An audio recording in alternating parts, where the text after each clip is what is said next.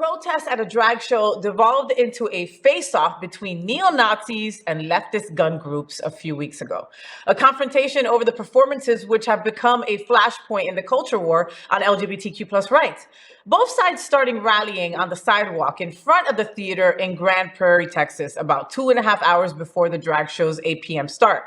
The show was a stop on the Murray and Peter Present a Drag Queen Christmas tour that features many performers from RuPaul's Drag Race that also came down here. So born in gay clubs and bars, drag shows are a cornerstone of LGBTQ plus culture and have become increasingly popular in restaurants and bars frequented by non-LGBTQ plus patrons in recent years. You can go to a lot of the drag brunches and see that it's all straight people a lot of the times. What are we all talking about? Nonsense. Ridiculousness. Like we've said it right here at this bed about how I felt Hooters was a grooming platform and nobody seems to have a problem with that. You know, at a birthday, if your kid is 8 years old and celebrating his birthday at Hooters, they put 2 balloons in his shirt and make him pretend to be a Hooter girl on a table surrounded by half-naked girls dancing around him. And that's okay. Listen, I think it's okay if the parent's okay with it, all right? And that's more sexualized than most drag shows that you'll go to. I don't get how people equate drag to sex. It really boggles my mind how people look at, first of all, it's a performance. Mm-hmm. Drag is a performance. Yep.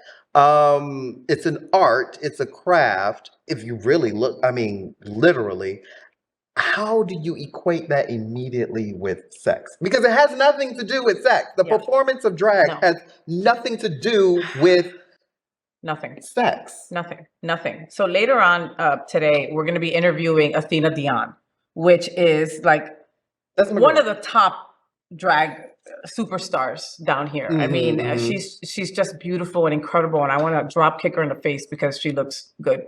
But you know, and I'm going to ask her about this stuff because she works at our house, and our house is DeSantis's target. And it's under attack. I mean, like they're under attack by the governor of Florida. Exactly. Like they now have had to get lawyers and have to come up with all this money to fight DeSantis. Like, I mean, again, and it's entertainment for mostly hetero people. Literally, when you go to places like Palace or any drag brunch or anything, it's littered with hetero people. It's not us. Yeah.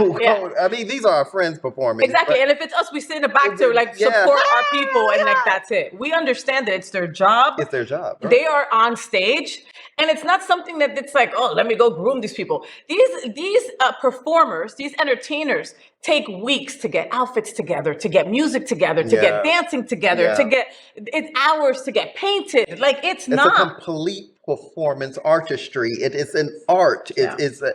But then again, I've realized that a lot of dimwads and dingbats have no appreciation of art and culture and have no idea what it is or what it entails. No, so educate yourself, Jamal. Go talk to somebody. They don't want to educate themselves. They rather just the Hooters.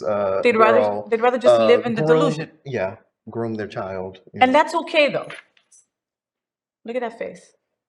You see what I'm talking about? Because it's so hard to talk intelligently about idiots. It